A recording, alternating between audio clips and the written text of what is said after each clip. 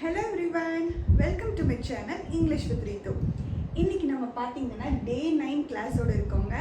டே 8 கிளாஸை சக்ஸஸ்ஃபுல்லாக நம்ம முடிச்சு வந்திருக்கோம். அதில் வந்து கடைசியாக நம்ம பார்ட்ஸ் ஆஃப் ஸ்பீச் பார்த்தோம். பார்ட்ஸ் ஆஃப் ஸ்பீச்சில் நம்ம 6 பார்ட்ஸ் ஆஃப் ஸ்பீச் முடிச்சாச்சுங்க.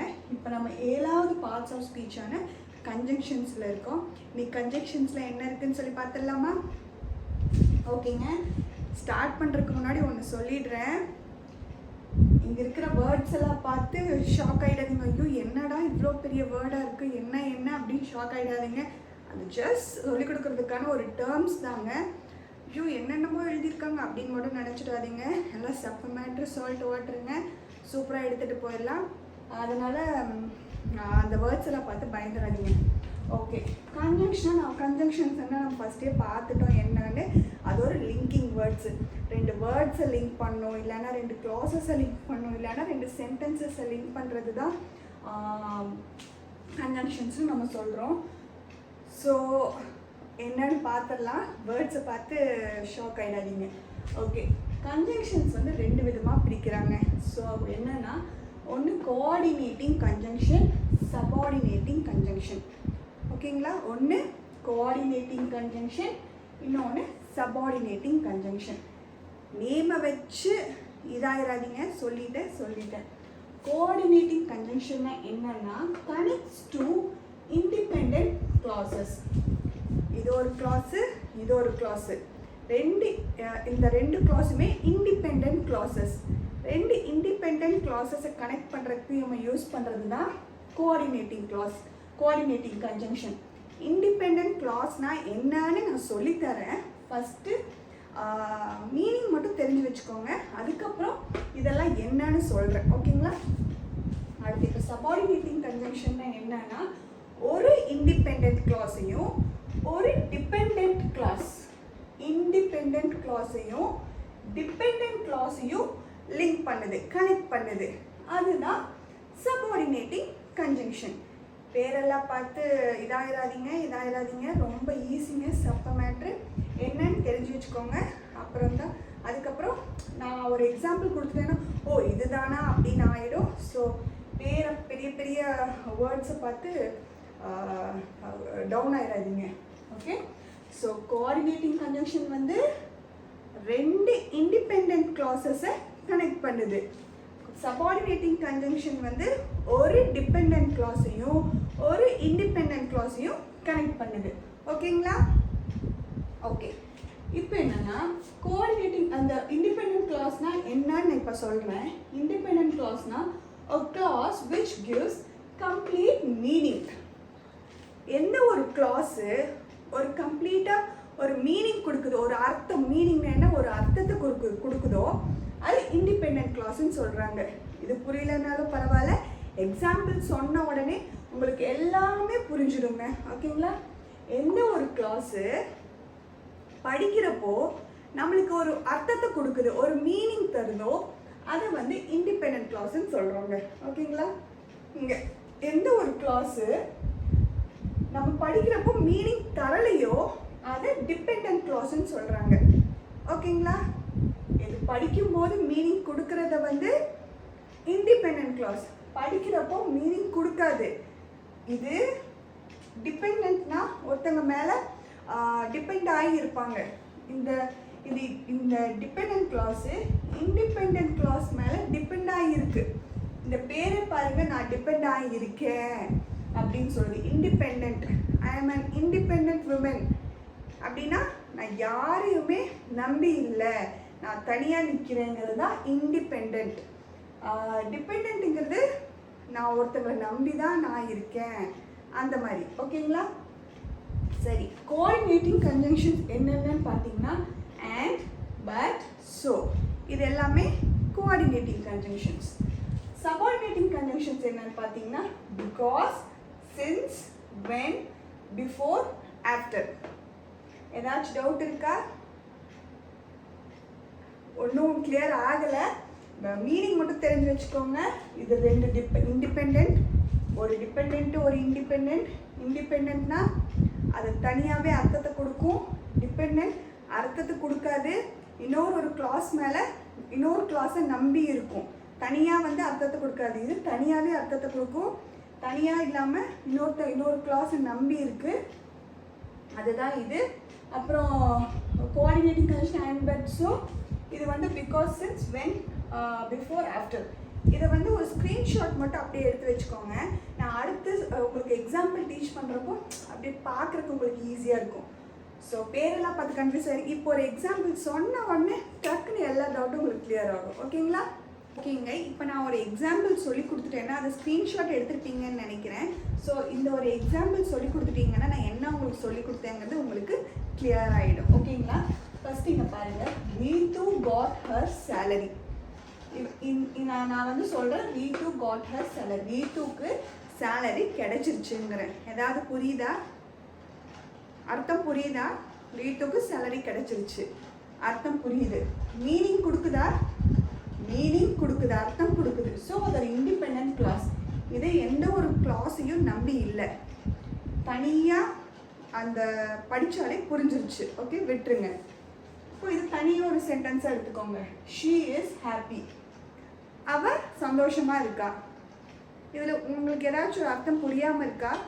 இல்லை, அவள் சந்தோஷமாக இருக்குங்கிற ஒரு அர்த்தம் புரியுது, இதுக்கும் மீனிங் புரியுது. ஸோ அது ஒரு இண்டிபெண்ட் கிளாஸ். நான் ஆல்ரெடி சொல்லியிருந்தேன், இண்டிபெண்ட் கிளாஸ்னால் என்ன? ஒரு சென்டென்ஸு மீனிங் புரிஞ்சிருச்சுன்னா அது இண்டிபெண்ட். மீனிங் புரியலைன்னா, மீனிங் புரியாமல் இன்னொரு கிளாஸை நம்பி இருக்குது அப்படின்னா அது டிபெண்ட்டுன்னு. இது ஏதாச்சும் ஒரு இது வந்து மீனிங் புரிஞ்சிருச்சு, இதுவும் மீனிங் புரிஞ்சிருச்சு. இதை மொத்தமாக வந்து ஒரு ஒரு ஒரு ஒரு சென்டென்ஸாக நம்ம வந்து கம்பைன் பண்ண போகிறோம். ஓகேங்களா? ரீத்துக்கு சேலரி கிடைச்சிருச்சு, அதனால் அவள் சந்தோஷமாக இருக்கா. Ritu got her salary, so she is happy. ஓகேங்களா? இது ஒரு இண்டிபெண்டன்ட் கிளாஸ், இது ஒரு இண்டிபெண்டன்ட் கிளாஸ். ரெண்டு இண்டிபெண்டன்ட் கிளாஸை இணைக்கிறது தான் கோஆர்டினேட்டிங் கன்ஜங்ஷன்னு சொல்லியிருந்தேனா? இப்போ புரிஞ்சிருச்சு நான் என்ன சொன்னேன்னு? இது ஒரு இண்டிபெண்டன்ட் கிளாஸ், இது ஒரு இண்டிபெண்டன்ட் கிளாஸ். ரெண்டு இண்டிபெண்டன்ட் கிளாஸை இணைக்கிறதுக்கு நம்மளுக்கு தேவைப்படுறது கோஆர்டினேட்டிங் கன்ஜங்ஷன்ஸ். கோஆர்டினேட்டிங் கன்ஜங்ஷன்ஸ் என்னென்ன ஸ்க்ரீன்ஷாட் எடுத்து வச்சுருப்பீங்களா பாருங்கள். அண்ட், பட், ஸோ இது மூணு நம்ம இங்கே யூஸ் பண்ணுவோம். ஓகேங்களா? டவுட் இல்லை. இப்போ வாங்க, த மேட்ச் இஸ் போஸ்ட்போன்ட். புரியுதா? மேட்ச் வந்து போஸ்ட்போன் பண்ணியிருக்காங்க அப்படின்னு சொல்லியிருக்காங்க. இதில் புரியாமல் இருக்கிறதுக்கு எதுவும் இல்லை தான். எதாவது புரியாமல் இருக்கா? இல்லை. மேட்ச் வந்து போஸ்ட்போன் பண்ணியிருக்காங்க அப்படின்னு சொல்கிறாங்க. ஸோ புரிஞ்சிருச்சு, அடுத்து விட்டுருங்க. Of rain. ஆஃப் ரெயினா அப்படின்னா ஒரு சப்ஜெக்ட் இல்லை, ஒரு வேர்ப் இல்லை, ஒன்றும் புரியலை. ஆஃப் ரெயின் என்ன புரியுது? ஒன்றும் புரியலை. இப்போ பாருங்க, இங்கன்னா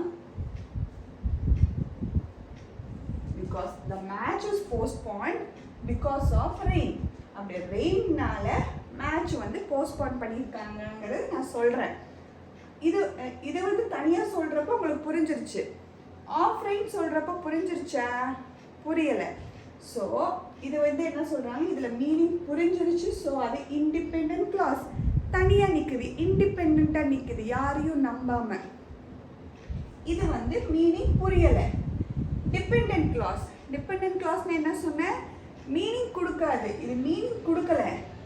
இது எதை நம்பி இருக்கு? Because of rain. ரெயின்னால மேட்ச் போஸ்ட்போன் ஆயிடுச்சுன்னு சொல்லி இது இந்த சென்டென்ஸ் இந்த இண்டிபெண்டன்ட் கிளாஸை நம்பி இருக்கு. இது வந்து இது டிபெண்ட் ஆகியிருக்கு. அதனால தான் டிபெண்டன்ட் கிளாஸ். டிபெண்ட்னா ஒருத்தவங்களை நம்பி இருக்கோம். நான் எங்கள் அம்மாவை நம்பி I am depending on my mom. எங்கள் அம்மாவை நம்பி தான் இப்போ நான் இருக்கேன். ஸோ கொஞ்ச நாள் நான் வேலைக்கு போகணும், எங்கள் அம்மாவையே நான் நம்பிட்டு இருக்க முடியாது, நான் வந்து தனியாக வேலைக்கு போகணும். ஸோ அப்போ நீங்கள் என்ன நினைக்கிறீங்க? உங்கள் அம்மாவே டிபெண்ட் பண்ண முடியாது, நான் இண்டிபெண்ட் ஆகணும் அப்படின்னு சொல்கிறீங்க. ஸோ டிபெண்ட் இண்டிபெண்ட்னா மீனிங் புரிஞ்சிருச்சுன்னு நினைக்கிறேன். ஸோ வந்து இது வந்து மீனிங் கொடுக்குது. ஸோ அது இண்டிபெண்ட். இது மீனிங் கொடுக்கல.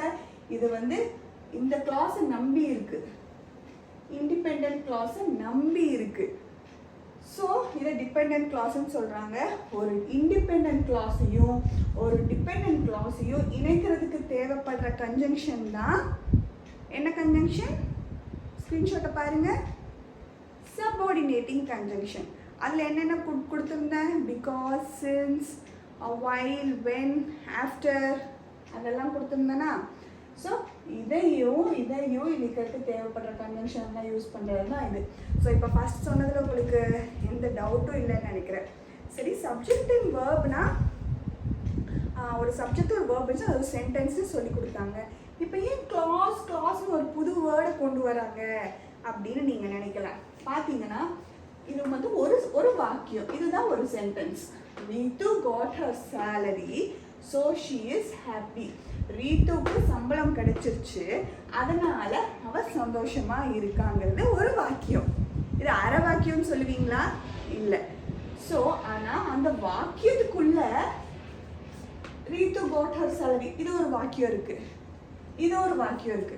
ஸோ அது இது ஃபுல்லாத்தையும் ஒரு சென்டென்ஸ்குள்ள 2 சென்டென்ஸ் இருக்கு அப்படின்னு நம்ம சென்டென்ஸ்லேயே பேர் கொடுக்காம என்ன கொடுத்துருக்காங்கன்னா க்ளாஸ்ன்னு சொல்லியிருக்காங்க.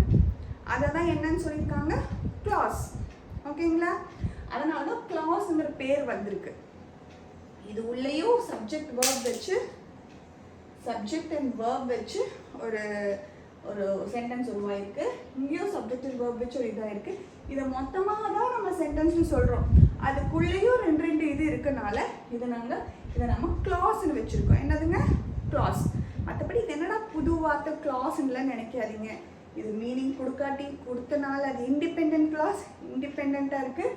மீனிங் கொடுக்காதனால இது டிபெண்ட் கிளாஸ். ஒரு இந்த சென்டென்ஸை நம்பி தான் இது இருக்குது. பிகாஸ் ஆஃப் ரெயின் ஒன்றும் புரியாது. மேட்ச் போஸ்ட்போண்ட் ஆயிடுச்சு, ரெயின்னாலங்கிறப்ப தான் இதுக்கு ஒரு மதிப்பு கிடைக்குது. ஸோ இந்த கிளாஸ் வந்து இதை நம்பி இருக்கனால இது டிபெண்ட் கிளாஸ். ஸோ ஏன் கிளாஸுங்கிற ஒரு பேர் வந்துச்சுன்னு உங்களுக்கு புரிஞ்சிருக்குன்னு நினைக்கிறேன். இதுதான் கிளாஸு. மொத்தமாக செஞ்சுன்னா அது சென்டென்ஸு. கன்ஜங்ஷன்ஸ் ரொம்ப கஷ்டம்லாம் கிடையாதுங்க. இவ்வளோ பெரிய சென்டென்ஸ் இப்போ வரைக்கும் 2 வார்த்தை தான் நம்ம பேசிகிட்டு இருந்தோம். 3 பேச பழகிட்டு இருக்கோம். அதுக்குள்ளே இவ்வளோ பெரிய சென்டென்ஸ் நினச்சிடாதீங்க. பெரிய சென்டென்ஸ்லாம் பேசி பழகலாம்.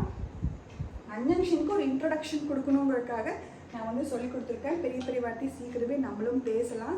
நான் அதுக்கான ட்ரைனிங் நான் உங்களுக்கு தரேன். ஸோ புரிஞ்சிருச்சு தானே? புரிஞ்சால் போதுங்க. பேசுறதுக்கு அடுத்து நம்ம ட்ரைனிங் நான் கொடுக்குறேன். ஓகே தானே? தென் இதோட பார்த்தீங்கன்னா நம்மளுக்கு டே 9 கிளாஸ் முடிஞ்சிருச்சுங்க. ஸோ நாளைக்கு வந்து இன்னொரு மிச்சம் இது மட்டும் இருக்குது. அட்ஜெக்டிவ்ஸும் இன்டர்ஜெக்ஷன்ஸ் மட்டும் இருக்குது. அதோட பார்ட்ஸ் ஆஃப் ஸ்பீச்சை நீங்கள் முடிச்சிடுவீங்க. அதுக்கப்புறம் அடுத்தடுத்து பார்க்கலாம். ஸோ இந்த வீடியோ உங்களுக்கு பிடிச்சிருந்துச்சுன்னா சப்ஸ்கிரைப் பண்ணுங்கள் அண்ட் லைக் பண்ணுங்கள். அண்ட் என்ன டவுட் இருந்தாலும் கமெண்ட் செக்ஷனில் கேளுங்க. நான் வந்து அதை கிளியர் பண்ணி விடுறேன். கிளியர் பண்ண முடியாத டவுட்ஸை வந்து ஒரு ஷார்ட்ஸாவோ ரீல்ஸாகவும் போட்டு எக்ஸ்பிளைன் பண்ணுறேன். அண்ட் இந்த வீடியோ யாராச்சும் உங்கள் ஃப்ரெண்ட்ஸுக்கு யூஸ்ஃபுல்லாக இருக்கும்னு நினச்சிங்கன்னா கண்டிப்பாக அவங்களுக்கு ஷேர் பண்ணுங்கள். அண்ட் உங்களோட சப்போர்ட் எனக்கு கொடுங்க. மேலும் உங்களுக்கு நல்ல கிளாஸாக எடுக்கிறேன். அண்ட் ஓகேங்க, டே 10 கிளாஸில் சந்திக்கலாம். பாய்.